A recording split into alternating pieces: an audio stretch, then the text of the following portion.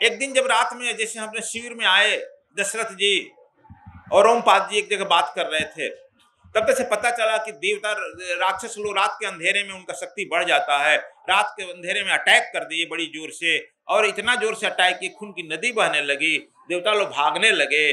तब तक से खबर आया इन लोगों में कि देखो राक्षस सब रात में अटैक कर देगा, कि यह नियम तो विरुद्ध किया। रोमपाद जी अपने झोपड़ी से निकले और कुछ ने एक बाण छोड़े, जय गुरुदेव जय जय गुरुदेव कहते हुए बाण मारे, और एक बाण जब छोड़ के फिर देखते हैं झोपड़ी में आ गए, टेंट में आ गए। लेकिन कहीं अगर टेंट में आ गया, अटैक हुआ है, बाहर निकाल के देखिए आखिर क्या किया, खाली जय गुरुदेव किया, एक बाण छोड़ा।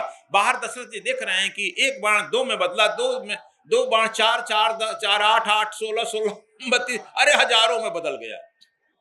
वह एक बाण जो है हजारों में बदल गया और राक्षसों को लखेत लखेत कर मार रहा है, और सारे राक्षसों में भगदड़ मच गई, और उदिन ने मिनट सारे राक्षस भाग गए और उजाला छा गया, और जो है यहाँ पर रोमपाद जी की जय जयकार होने लगा।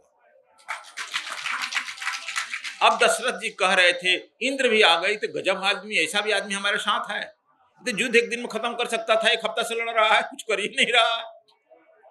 दशरथ जी पूछे, अरे मित्र तुम इतने अच्छे धनुर्धर हो, तो युद्ध एक हफ्ता से खींच क्यों रहा है, 10 दिन से खींच रहा है, अरे जल्दी खत्म करो, हम लोग चले अपने। कहा कि नहीं। इंद्र भी आ गया, दौड़कर सुन रहा था दरवाजे से, आगे युद्ध समाप्त क्यों नहीं कर रहा, आदमी तो एक दिन में युद्ध समाप्त कर सकता है। तो देखो यह रोमपाद ने कहा कि संभव नहीं। क्यों? कहा कि हमारे गुरु ने जो यह शिक्षा दिया है, कहा कि आपातकाल जब तुम पर मृत्यु मरड़ाने लगे तब इस विद्या का प्रयोग करना। अब मृत्यु तो मेरे सर पर मरड़ा रहा था, इसलिए मैंने प्रयोग करके चला आया। देखा नहीं जय गुरुदेव जय जय गुरुदेव मंत्र पढ़े। कहा कि कौन मंत्र है, कहा कि यही तो मंत्र है इस बाण का। कहा कि अच्छा मंत्र तुम पढ़ा, तो दिन में भी यही प्रयोग करो। कहा कि नहीं। क्यों? मैं अपने पौरुष से युद्ध करने आया। गुरु जी ने कहा कि जब तुम पर आपातकाल आ जाए तब इसका प्रयोग करना।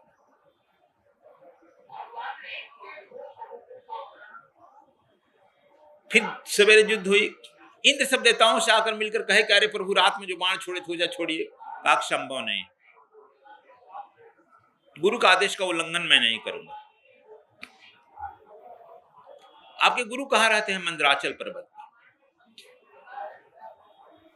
मंदराचल पर्वत देखा है, बिहार में है, जिसको मना करके मथनी मना करके देखा था ना, ले गया था, उसी मंदराचल पर्वत पर रहते। इंद्र आ गए, दूसरे दिन गुरु जी के यहाँ गए, युद्ध शुरू है, गुरु जी के यहाँ तुरंत फटाफट मिलाने लगता है 1 मिनट में ना। इंद्र आकर बटुकों से कहे कि मैं इंद्र हूं, देवराज इंद्र हूं, गुरु से मिलना चाहता हूं। कहा संभव नहीं, गुरु जी ध्यान में है, तपस्या में, इंतजार कर सकता हूं, इंतजार करिए। सुबह से शाम तक बैठे रहे, गुरु जी मिले नहीं। कहा कि हमारे यहाँ युद्ध चल रहा है, गुरु जी विषम परिस्थिति में है। कहा कि ठीक है, वो सब जानते हैं, जरूरत होगा मिलना तो अंदर से आवाज दे देते, इसलिए हम लोग अलाउ नहीं कर सकते। कहा कि तुम बड़े बदमाश आदमी, समझता नहीं मैं देवराज इंद्र हूं। कहा कि आप समझा दिए, हम लोग समझ लिए।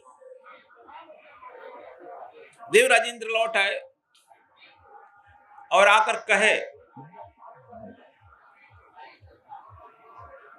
शाम को कि आपके गुरु से हम लोग मिल आए। आपके गुरु ने कहा कि जो तुम विद्या प्रयोग किया उसका प्रयोग करो और देवराज इंद्र को विजय प्राप्त कराओ। देखते हैं उसी देवराज इंद्र के स्वर्ग में हमारे जनेश्वर जी कहते हैं, गुरु जी चलिए, हम क्यों जाएं उसके स्वर्ग में, 5 स्टार होटल है, जहां अहिल्या का बलात्कारी रहता है, जहां रोमपाद का झूठा आदमी रहता है, हम क्यों जाएं बोल। कबीर साहब ने कहा है, ओछे कम करवे शिवलोक ब्रह्मा शिवलोक जइबे। ऐसा ओछा कर्म क्यों करा रहा है हमसे?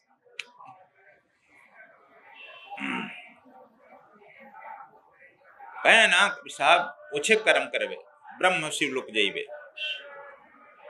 इसलिए वो अच्छा कर्म है, इसलिए हम लोग मत जाने के लिए कहो। तो इंद्र ने यह झूठा बात बोला ना, और उधर से अग्निदेव आकाशवाणी कर दिए, बेटा रोमपाद, मैं तुम्हारा गुरु बोल रहा हूं, देवताओं को जल्द विजय प्राप्त करके वापस लौटा। सुनेगा, अरे गुरुजी कह दिए, देखो धोखा हुआ ना। लेकिन हनुमान जी के तो धोखा नहीं हो रहा। कहा हम भोजन कर, अब तो ठीक बात, अभी हम भोजन बन जाएंगे, लेकिन काम करके। एम एन ऑब्जेक्ट इनका दुरुस्त है, ठीक। और सुबह जो है अपना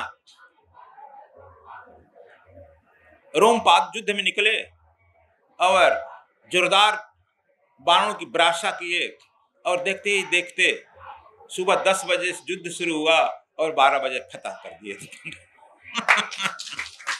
और इंद्र को अपना देख करके चलने लगे। तो रास्ते में जब चले तो कहे कि अरे यार मित्र, तुम इतनी शक्तियां रखा है, इतना दिन क्यों खटाया? कहा गुरु का आदेश नहीं था, लौट आए। लेकिन गुरु का आदेश तो था नहीं। मिथ्या न जाने देव ऋषि वाणी। रोमपाद जब आए तो इनके यहाँ घर 12 वर्ष अकाल पड़ गया, घोर अकाल पड़ गया।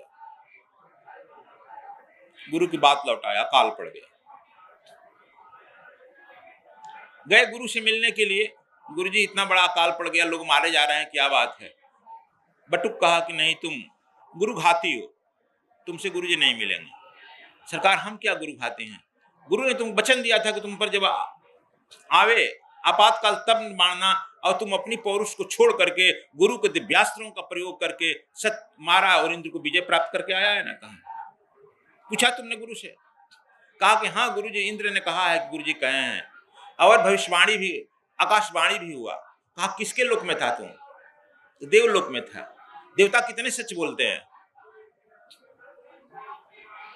इंद्रिय द्वार झरो खाना ना, तहां तहां सुर बैठे कर थाना। ये सुना नहीं है?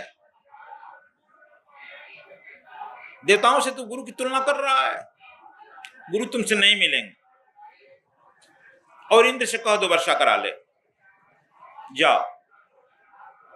गुरुजी नहीं मिले। तुरंत 1 घंटा में कहता कि नहीं मिलेंगे। अच्छा मैं देख बता रहा हूं आपको, कहता है ना। यही भक्ति है। भक्ति करना बड़ा ही कठिन है, सेवा करना बड़ा कठिन है, इसलिए आशीर्वाद लेना बड़ा कठिन है। वरदान तो मिल जाता है, इतना मंत्र जापेंगे यह हो जाएगा, इतना करेंगे इतना जाप, वरदान है।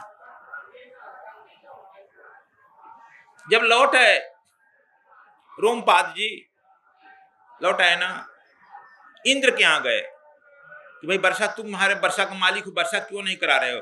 कहा कि अरे मित्र, तुम समझता हो 12 साल हो गया मैं उठा रखा हूं, तुम्हारे यहाँ वर्षा ना कराऊं?